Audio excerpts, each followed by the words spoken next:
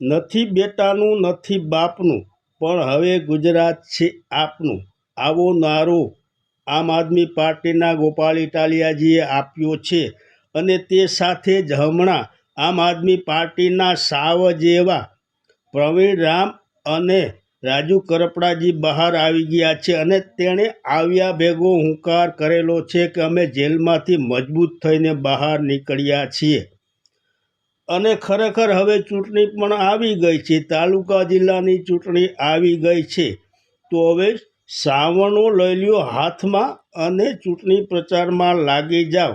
આ સાવરણો એક કામ નથી કરતો, તે કચરો પણ વારે છે અને ઝાટકમાં પણ કામ આવે છે.